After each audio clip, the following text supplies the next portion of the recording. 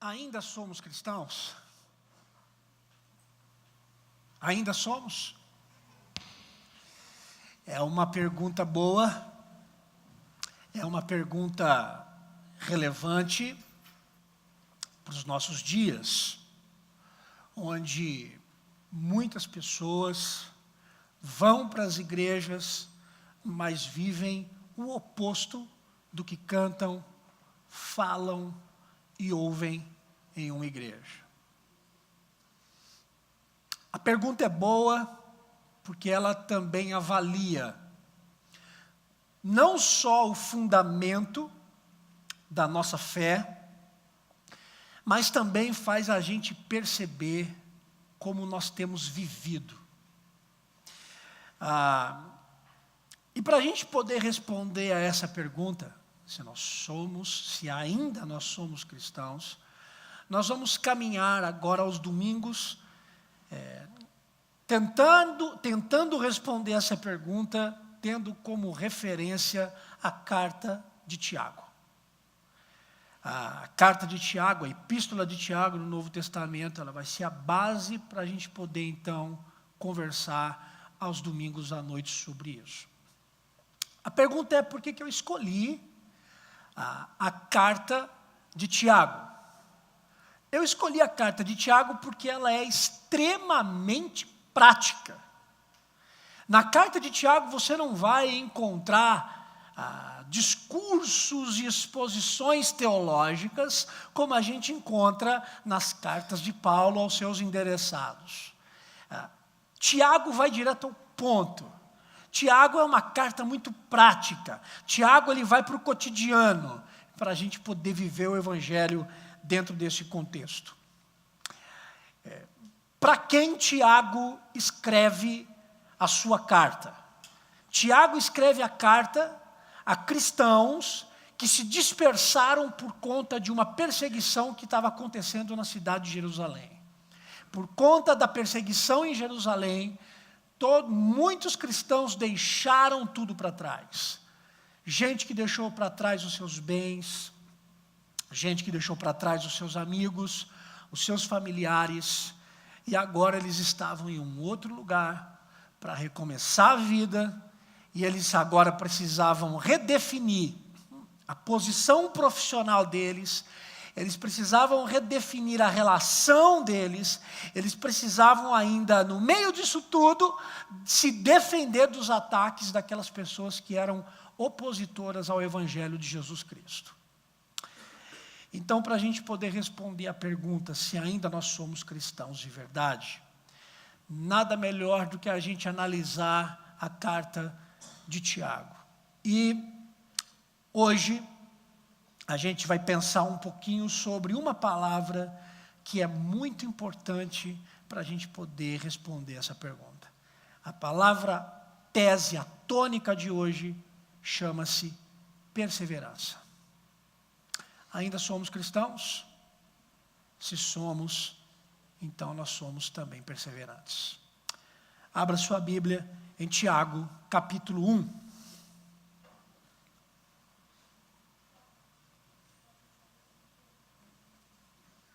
Tiago, capítulo 1. Nós vamos ler hoje, do versículo 1 até o versículo 18.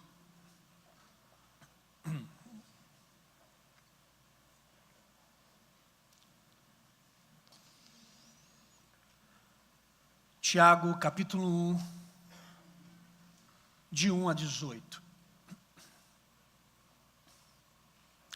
Vamos orar antes de ler a palavra? Senhor, fala conosco, agora que nós temos uma jornada ao estudarmos a carta de Tiago, eu peço que em nome de Jesus o Senhor fale conosco. Eu peço também que o Senhor tenha misericórdia da minha vida. E peço também que o Senhor tenha misericórdia da vida de cada um de nós que vamos ouvir essa palavra.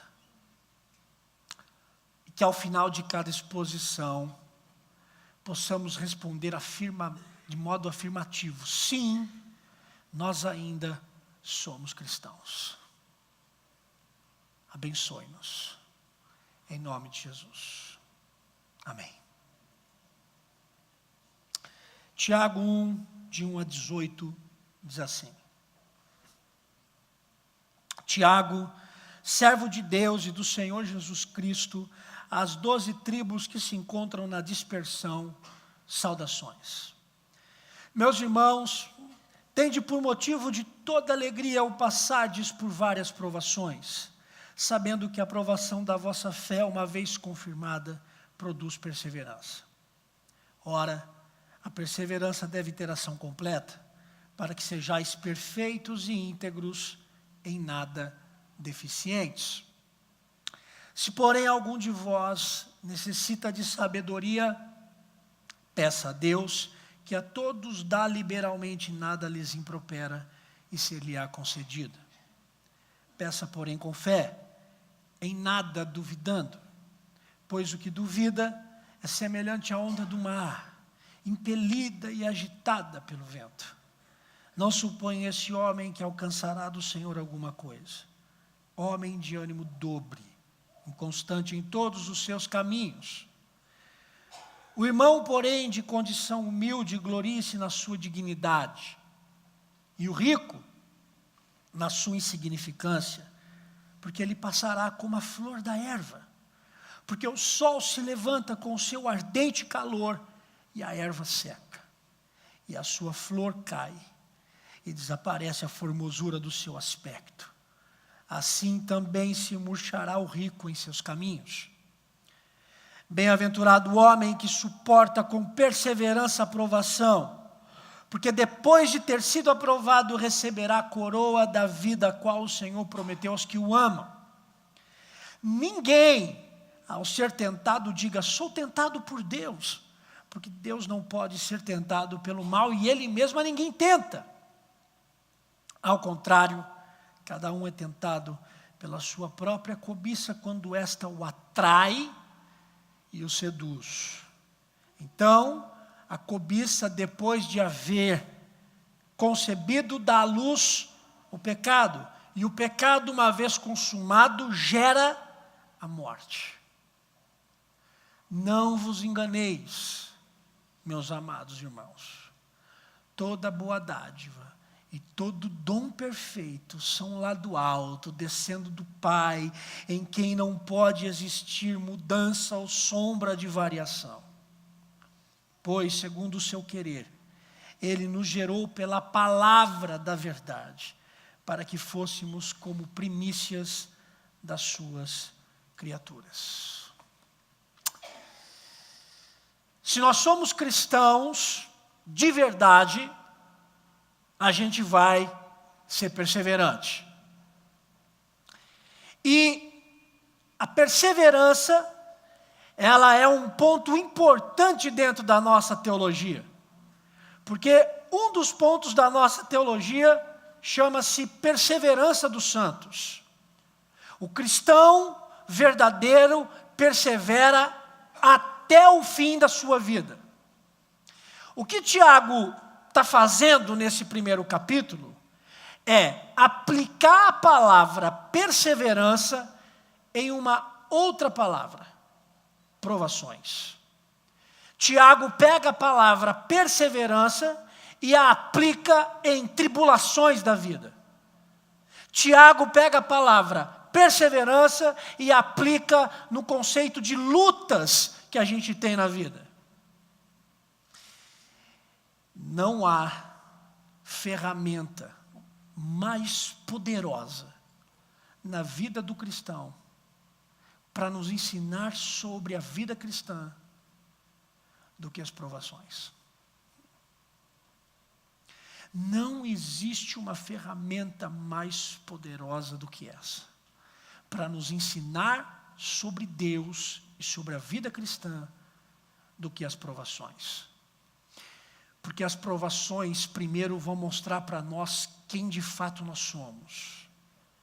E segundo, as provações, elas vão mostrar em que nós estamos fundamentando a nossa esperança. O que é interessante é que Tiago fala da provação, mas ele insere uma palavra muito interessante. Tiago insere dentro da provação o assunto da alegria. Ele fala no versículo 2, meus irmãos, tende por motivo de toda alegria o passardes por várias provações. Alegria na provação não é essa alegria cínica. Sabe como é que é essa alegria cínica dos crentes?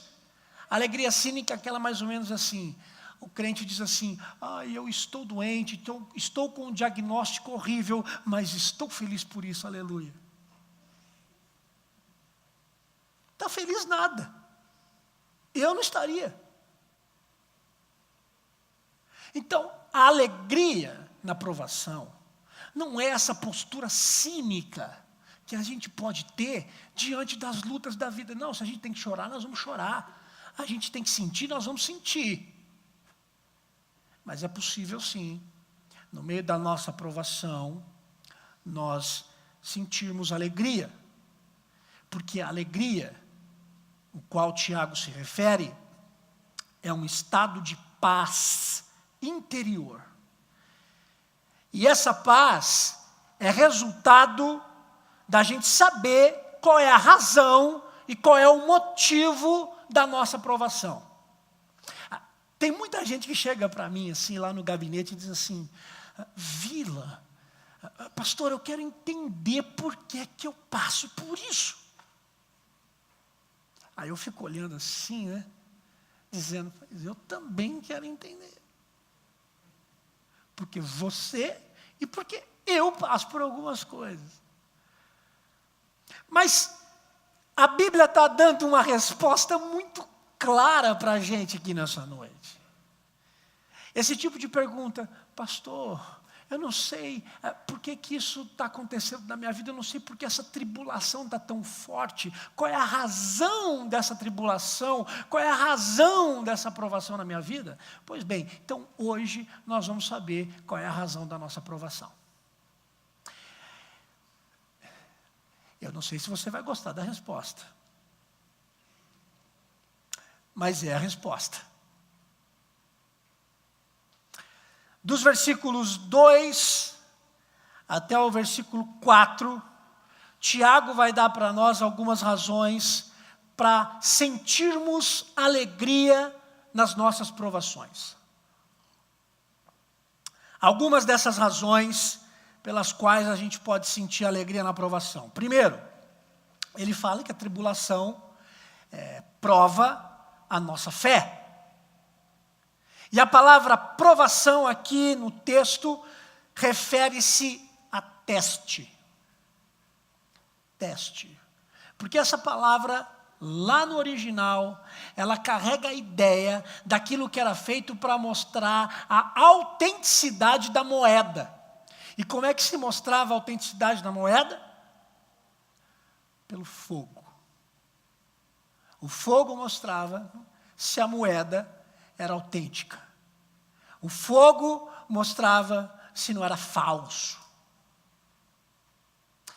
Era o único jeito de saber se não era fake. Nós somos cristãos de verdade? Bom, a resposta a essa pergunta só vai poder vir, a gente só vai poder dizer depois que a gente passar pelo fogo.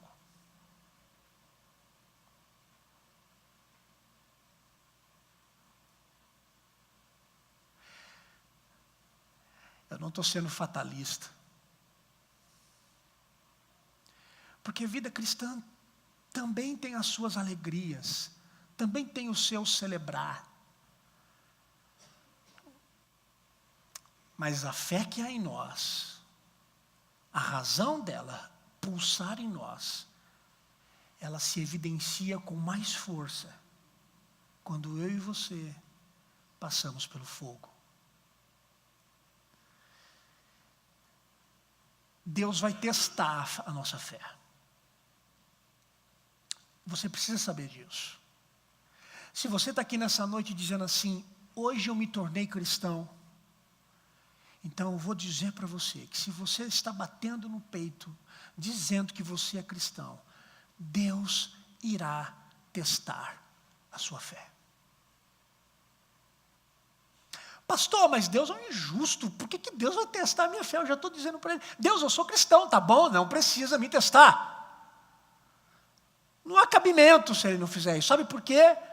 Porque em todas as escrituras, em toda a Bíblia, Deus testou a fé dos seus filhos nos antepassados. Veja, Deus testou Abraão. Deus testou Abraão. Deus testou a Jó. Deus testou o seu filho no deserto. E Deus não vai me testar. E Deus não vai nos testar. Deus não vai testar a nossa fé. Por que será que Deus testa a nossa fé pela tribulação? E não tem outro jeito. Tem que ser tribulação. Não pode ser um vento tranquilo e suave. Não, tem que ser um vento tempestuoso. Tem que fazer tremer a estrutura. E sabe por quê? Porque tem muita gente que constrói os alicerces da sua vida com pilares que são falsos. Tem muita gente que constrói a sua vida em alicerce falso. E sabe o que acontece com essas pessoas? Mais cedo ou mais tarde, esses alicerces vão ser desmascarados. E quando esses alicerces forem desmascarados, tudo que está em cima cai. A sua autoestima, a sua esperança, o seu prazer de viver, os seus sonhos, os seus relacionamentos, a sua carreira profissional. Se tudo que você é está em cima de alicerces falsos, tudo vai cair. E é por isso que as tribulações na vida vão nos ajudar a perceber que tipo de alicerce nós estamos construindo a nossa vida. As situações difíceis da vida, elas vão confrontar os nossos alicerces. E elas são umas ótimas oportunidades, são oportunidades extraordinárias para a gente poder ver de fato se aquilo que a gente crê é suficiente para amparar a nossa vida e para amparar o nosso coração. As tribulações, elas vão testar a nossa fé. Não fique assombrado se você diz que é cristão, mas está passando grandes tribulações onde a sua fé está sendo testada. Segundo, é que as tribulações produzem perseverança. Ele diz isso. Tende por motivo de toda alegria o passardes por várias provações, sabendo que a provação da vossa fé, uma vez confirmada, produz perseverança. As tribulações produzem perseverança.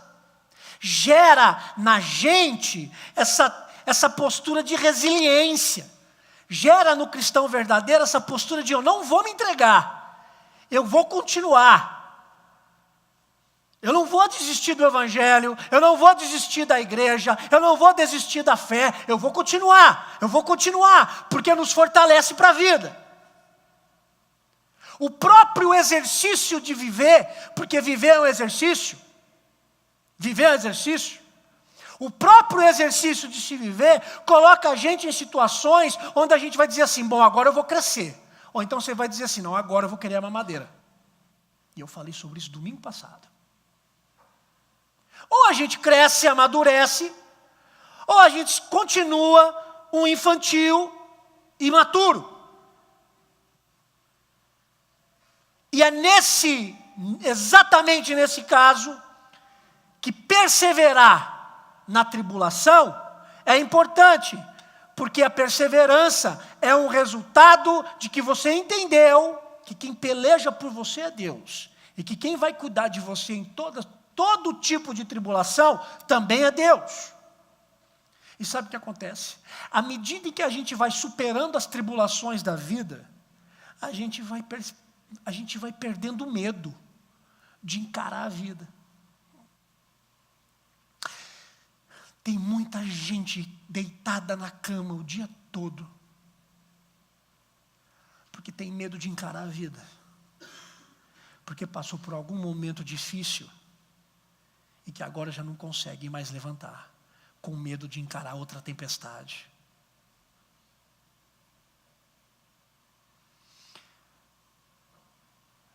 As tempestades que caem, elas não escolhem as pessoas.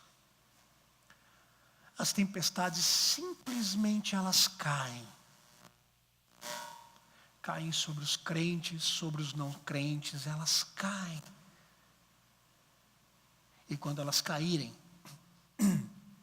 aquele que perseverar, mostra um pouco da sua fé. A tribulação faz a gente perseverar. As tribulações produzem perseverança. E a terceira coisa é que as tribulações nos fazem mais maduros. Como eu gosto dessa consequência da tribulação. As tribulações nos fazem mais maduros. O versículo 4 fala sobre ser perfeitos e íntegros e em nada deficientes. As tribulações na vida, elas podem tirar de nós aqueles pontos de apoio que a gente vive escorado e que a gente acha que esses pontos são suficientes para nos segurar.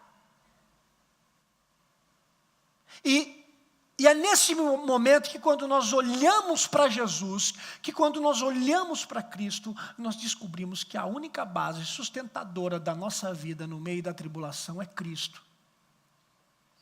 E isso é ser maduro. Porque o imaturo, ele vem para a igreja, ele diz, eu confesso a Cristo como meu Senhor e Salvador. Mas quando ele tem qualquer tipo de problema na igreja, ele vai embora. Sabe por quê? Porque ele não está ancorado em Cristo. Ele está ancorado no seu ego.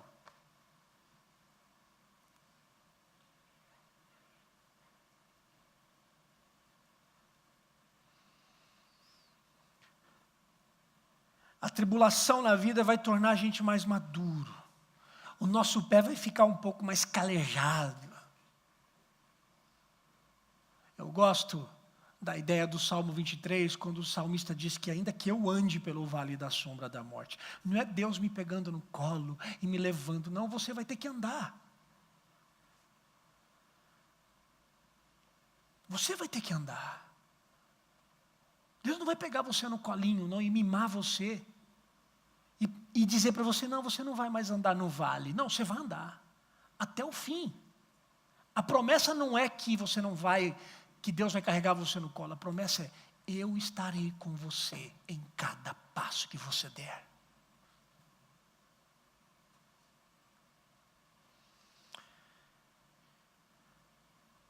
É por isso que Deus está muito mais preocupado com a nossa santidade do que com o nosso bem-estar. A gente está muito mal acostumado com essas teologias, com esses discursos que a gente vê na televisão, de que você tem que ser vencedor, de que Deus tem que te dar, Deus tem que te dar. Ou seja, eles estão dizendo que Deus está muito preocupado com o seu bem-estar, Deus está muito preocupado com o carro que você tem que ter, com a roupa que você usa, com a casa que você mora. Ok, eu entendo que Deus sabe que a gente precisa dessas coisas. Mas antes do nosso bem-estar, Deus está mais preocupado com a nossa santificação. Porque se nós formos santos, se a gente tem carro ou não tem, nós vamos ser santos.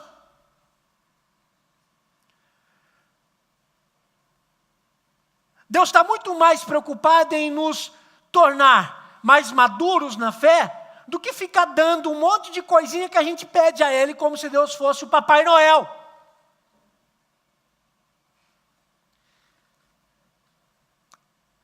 Agora, Eu estava preparando a mensagem, eu falei, eu preciso ser muito sincero comigo aqui também.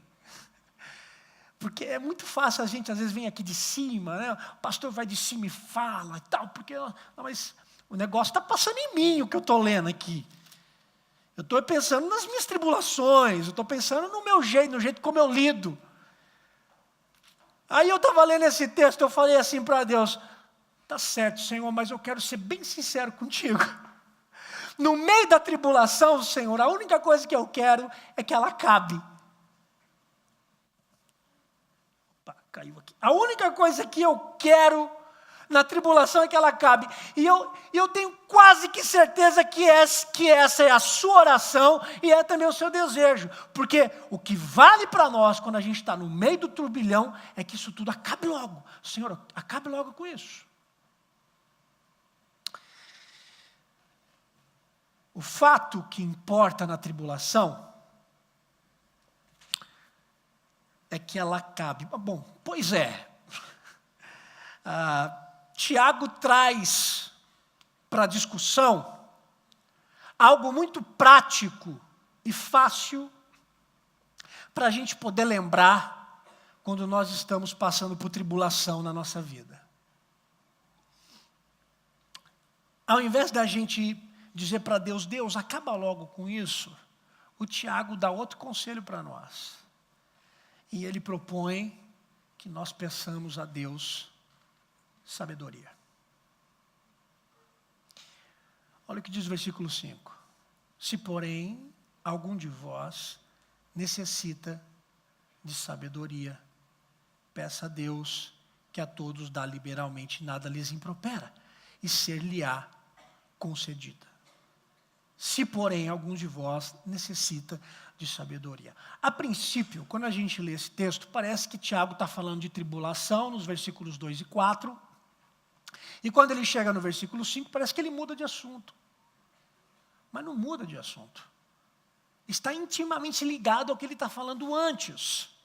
Intimamente ligado.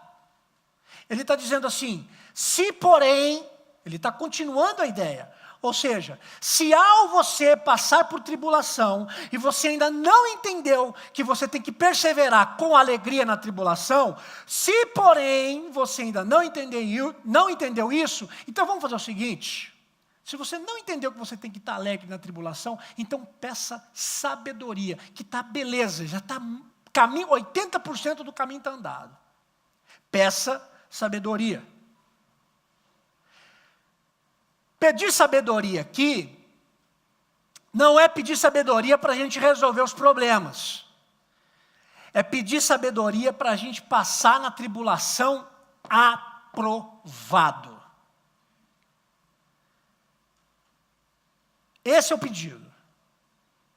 Pedir sabedoria para a gente passar pela tribulação e a gente ser aprovado passando por ela. Eu estava pensando um pouquinho sobre a sabedoria, e eu entendo que a sabedoria ela fica num lugar muito estratégico na nossa vida quando a gente passa por tribulação.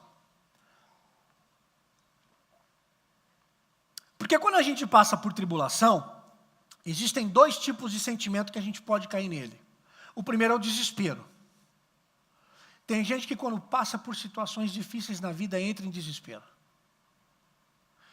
O segundo tem gente que quando passa por tribulações na vida, vive em apatia. Ou a pessoa se descabela, ou ela se tranca no quarto. Ou ela se descabela e mata todo mundo, mata todas as pessoas que estão do lado dela, ou ela entra num quadro profundo de depressão e morre só. Quando a tribulação vem, nós estamos entre o desespero e a apatia. Entre os dois está a sabedoria. A sabedoria vai nos ensinar a vivermos no meio das tribulações, entre o possível desespero e a possível apatia. Agora veja como é que o Tiago aplica a sabedoria junto com a tribulação. Ele diz assim, aquele que não tem, né, se você acha que você não tem sabedoria, peça a Deus, que a todos dá liberalmente, nada lhes impropera.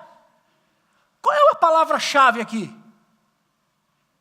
Improperar. O que é improperar, além de ser um palavrão? Improperar é censurar. Como é que funciona aqui? O Tiago está dizendo assim, ó, se você acha que você não tem, é necessitado de sabedoria, peça. Peça, porque Deus não vai lhe censurar. É aquela coisa assim, Deus não vai olhar para você e dizer assim, viu? Eu vou lembrar você dos favores que eu derramei sobre sua vida, e você está aqui pedindo de novo esse negócio, De novo. Deus não vai nos censurar quando nós chegarmos para Ele, no meio da tribulação, e pedir, Deus, me dê sabedoria. Eu fico pensando que, às vezes, nas nossas orações, no meio das tribulações, talvez Deus não ouça muito das nossas orações, porque a gente quer que Ele resolva a parada. E Ele está dizendo assim, mas meu filho, se eu resolver, você vai continuar imaturo. Eu não vou resolver. Aí a gente fica brigando com Deus. Resolve Deus. Ele diz, não. Resolve Deus. Não. Resolve Deus. Aí ele já deixa a mensagem no automático. Não, não, não. Porque a nossa oração não tem que ser resolva. A nossa oração tem que ser, Senhor, me dá sabedoria para passar por isso. Aí Deus fala, opa, eis uma oração bíblica que agora eu vou ter que responder. Pedir sabedoria para passar na tribulação é uma oração bíblica. E vou lhe falar uma coisa, hein? Ele irá te responder. Se ele não te responder com sabedoria, eu nego o Evangelho e eu nego aquilo que faço aqui todos os domingos. Eu abro mão de ser pastor e vou embora. Sabe por quê? Porque essa é a palavra dele. Ele está dizendo, se no meio da tribulação você pedir sabedoria, ele diz, ele dará liberalmente. E sabe por que ele dará? Porque ele sabe que no meio das lutas, que no meio das tribulações, a primeira coisa que a gente quer fazer é abandonar a fé. A segunda coisa é abandonar a igreja. A terceira coisa é a gente passar por lutas, e quando você cruza com o pastor, você dá meia volta. Não vou falar porque ele vai perguntar para mim como é que eu estou, eu vou ter que contar. E a última é você se fecha para o mundo. É por isso que a sabedoria nos coloca na posição da gente não enlouquecer no meio das nossas lutas. A sabedoria não deixa a gente cair para o desespero, e a sabedoria não deixa a gente cair para a apatia. Mas tem um problema nessa história de pedir sabedoria no meio das tribulações. E o problema não está em Deus. O problema está em quem passa pela tribulação e quem ora. Porque só tem uma condição para a pessoa não receber sabedoria de Deus no meio da tribulação. Versículo 6 diz, peça porém com fé. Em nada duvidando. Pois o que duvida é semelhante à onda do mar, impelida e agitada pelo vento. Não suponha esse homem que alcançará do Senhor alguma coisa. Homem de ânimo dobre, inconstante em todos os seus caminhos. Tinha que ter aqui aquelas letrinhas do contrato embaixo? Tinha que ter.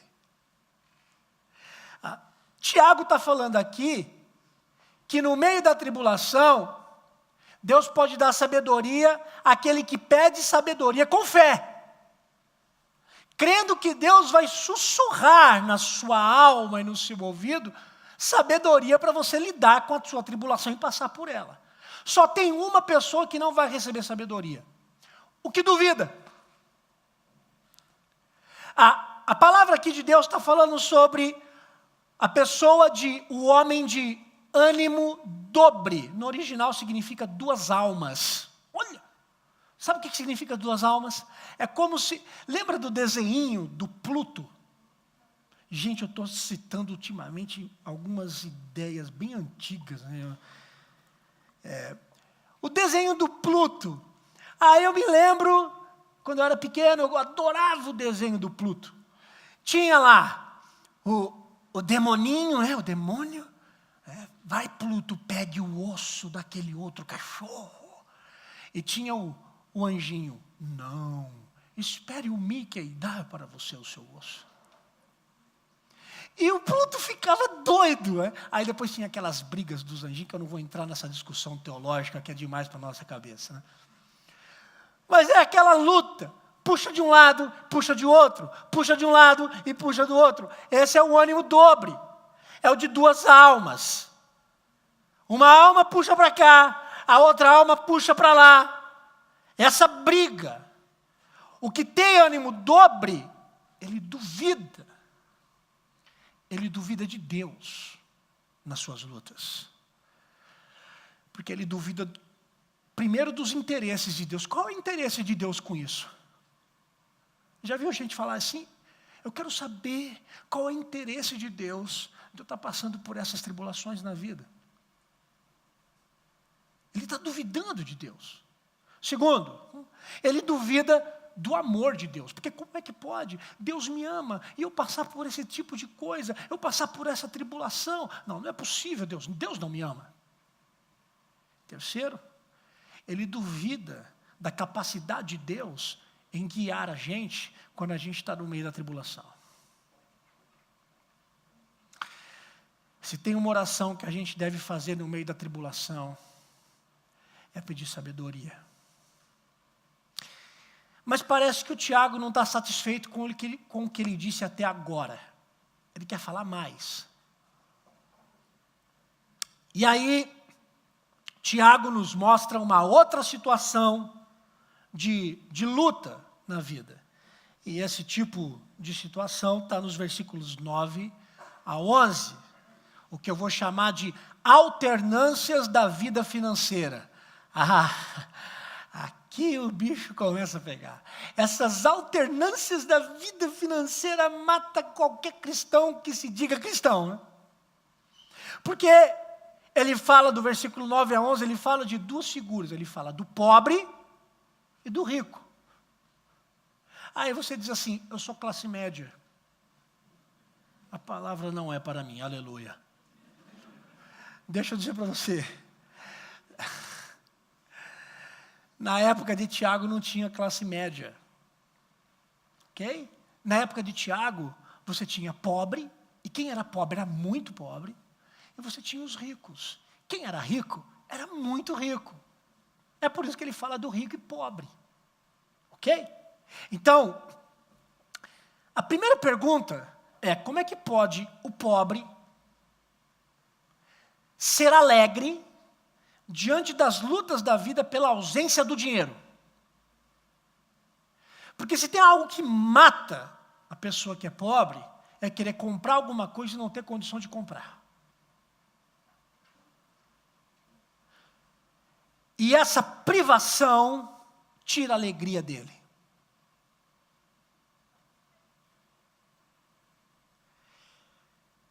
Como é que pode o pobre ser alegre diante das lutas, das tribulações da vida pela ausência do dinheiro? O texto diz: o irmão, porém, de condição humilde, glorie-se na sua dignidade. Dignidade. Você que está passando por problema financeiro e não tem dinheiro, você pode ser alegre no meio das suas lutas, sabe como? Sendo digno. Porque o valor aqui está na sua consciência e no modo como você vive. A sua nobreza, a nobreza não está no cifrão que você possui, o que você deseja possuir. A sua nobreza está no seu caráter. O mesmo caráter daquela senhora que foi até o gasofilácio e deu tudo o que tinha. Porque ela era digna. Porque ela entendeu.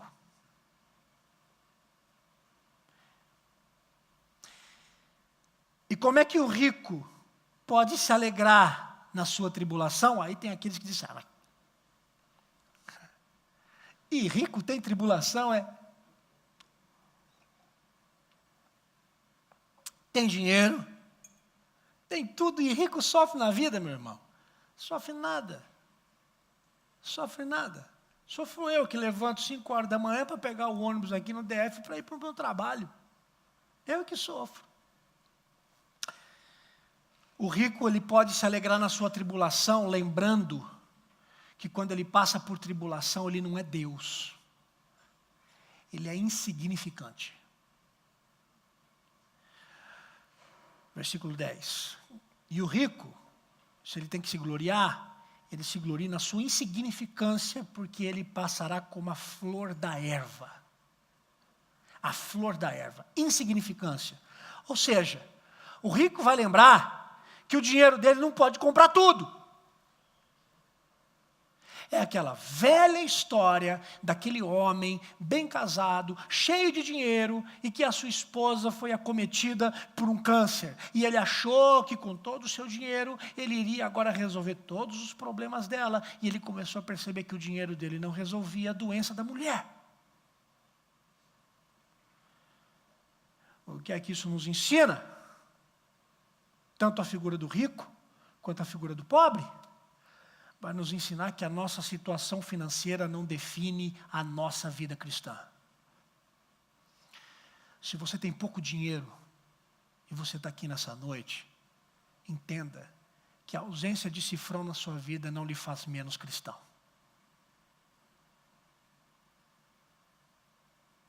Se você está aqui nessa noite e você tem muito dinheiro guardado, é uma pessoa que está muito bem na vida, eu queria também dizer para você que não fique achando que porque você tem mais dinheiro do que o outro, você é mais cristão do que ele.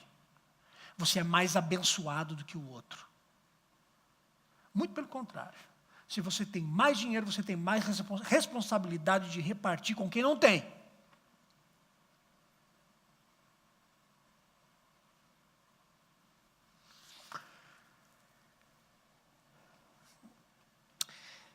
Mas Tiago ainda ele vai aprofundar um pouquinho mais no assunto. E eu disse no início que Tiago não entrava muito em questões teológicas, mas aqui ele entrou um pouquinho. O Tiago vai falar agora, dos versículos 12 a 15, sobre um assunto bem complicado para nós. Porque quando a gente passa por tribulação, a gente pode dizer assim, poxa, Deus manda as tribulações para nós, ok. Mas e as tentações da minha vida? E quando eu sou tentado? Deus manda a tribulação transvestida de tentação? Quando eu sou tentado, Deus está provando a minha fé? Não. Deus não prova a sua fé lhe tentando. Há uma diferença muito grande entre provações na vida e tentações.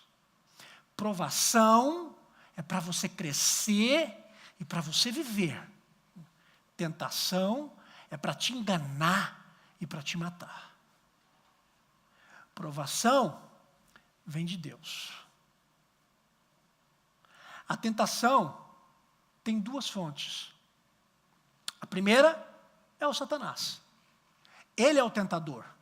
Ele tentou a Jesus no deserto. E pasmem, sabe qual é a segunda fonte? Nós. Espera aí, pastor, não, quem me tenta é o diabo. Não, não é só o diabo. Você é tentado pela sua própria cobiça, é o que diz o texto. Versículo 13, ninguém ao ser tentado diga sou tentado por Deus, porque Deus não pode ser tentado pelo mal e Ele mesmo a ninguém tenta. Ao contrário, cada um é tentado pela sua própria cobiça quando esta o atrai e o seduz. O Tiago aqui até excluiu o diabo do negócio, né? O diabo deu até aquele ali, ainda bem, porque tudo cai em cima de mim, né? Já viu esse tipo de gente? Tudo é culpa do diabo. Nunca é nossa culpa. É? O irmãozinho foi lá, olhou, pecou. Aí fala, não, isso aqui não é culpa do diabo que fez isso aqui, botou essa miserável dessa pessoa aqui do meu lado. Não, a culpa não é do diabo, não. A culpa é sua.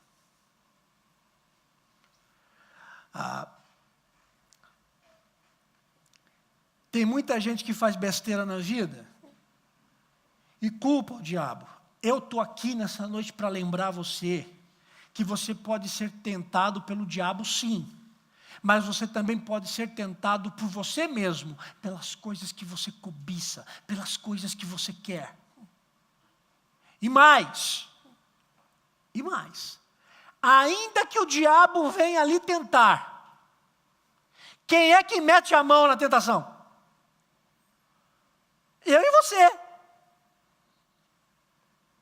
Ainda que o diabo venha ali tentar, quem coloca a mão no negócio é você.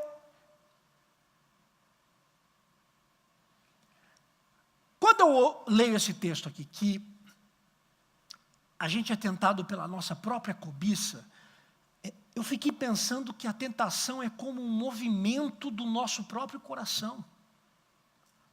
Já parou para pensar nisso? A tentação vem de dentro da gente. Nós somos tentados pela movimentação do nosso próprio coração, por aquilo que o nosso coração deseja e quer, sabendo que não pode, mas quer. Sabe qual é a grande questão? A questão não é se nós vamos ser tentados. A questão é quando. Porque todo mundo vai ser tentado. Não tem uma pessoa aqui que é santa o suficiente para dizer, não, eu só sou tentado pelo Satanás. Porque de mim só flui virtude, aleluia, glória a Deus. Virtude de tentação. Já só uma, a tentação de achar que você é maior do que o outro.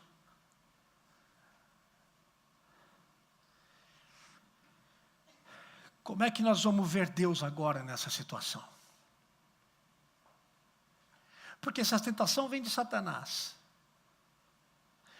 e a tentação nasce do nosso própria cobiça, e Deus nos prova a fé para fazer a gente crescer, como é que agora a gente vê Deus nessa história toda? E aí o Tiago tem um dos textos inspirados mais belos de toda a Bíblia. O Tiago diz, então, dos versículos 16 a 18, não vos enganeis, toda boa dádiva e todo dom perfeito são lá do alto, descendo do Pai das luzes, em quem não pode existir variação ou sombra de mudança. Não vos enganeis, Deus é bom, toda boa dádiva e todo dom perfeito vem do céu do Pai das luzes. Então veja, ainda que sejamos provados, Deus faz isso para quê? Para que nós venhamos a deixar de sermos meninos e meninas para nos tornarmos adultos. É por isso que Ele nos prova. Prova.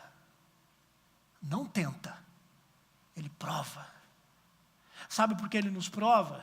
Ele faz isso para que nós possamos ver se aquilo que de fato a gente crê é fé verdadeira.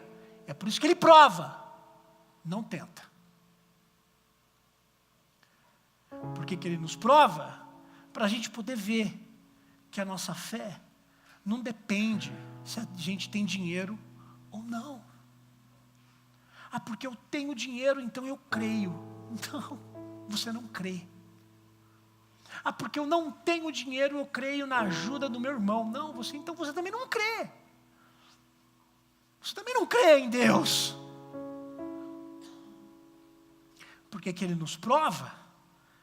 Porque Ele faz a gente perceber que nós somos, Ele faz a gente perceber se nós somos de fato maduros na fé, ou bebês de uma igreja denominacional.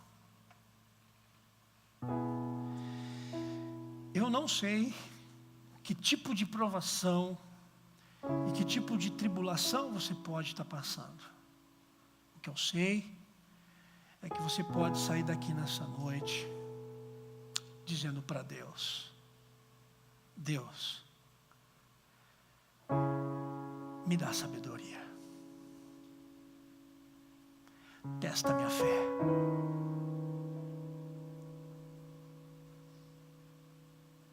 Testa minha fé.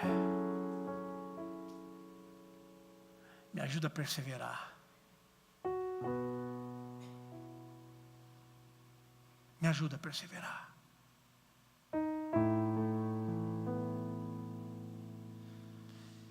Eu queria muito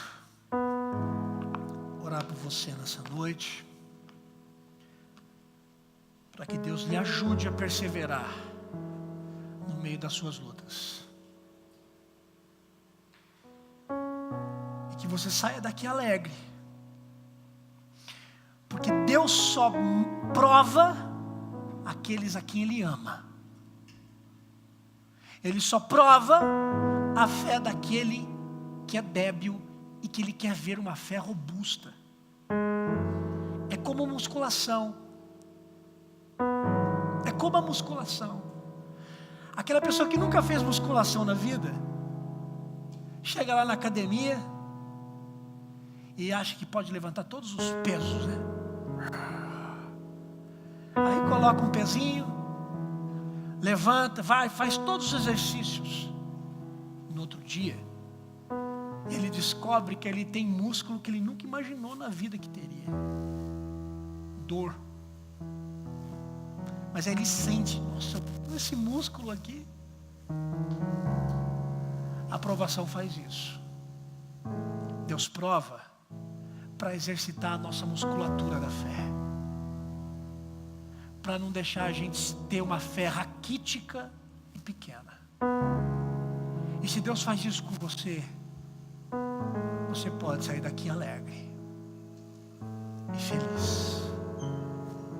Porque a sua fé não depende do seu dinheiro ou da falta dele. A sua fé também não depende de quem está sentado do seu lado ou não. A sua fé depende do Senhor.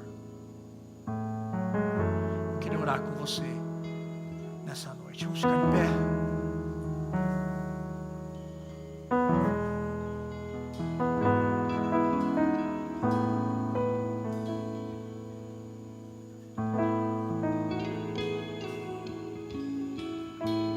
Senhor, é possível que muitos dos meus irmãos que estão aqui nessa noite estejam sofrendo, porque a sua fé está sendo provada. É possível que muita gente aqui também está sendo tentada pelo diabo, ou tentada pelas suas próprias cobiças. Eu peço, Pai, para que aqueles que estão sendo tentados, o Senhor promova livramento. Livra-nos do diabo, mas também, Senhor, livra-nos de nós mesmos. E aquele que está sendo provado, aquele cuja fé está sendo colocada no fogo, que eles possam ser aprovados e possuírem uma fé robusta. Nos dê sabedoria, Senhor. Nos dê sabedoria para passarmos pelas nossas provas, pelos testes da vida. Faz isso em nós, em nome de Jesus. Que a graça do Senhor Jesus, o amor de Deus, Pai, a comunhão e a consolação do Espírito Santo esteja sobre a sua vida,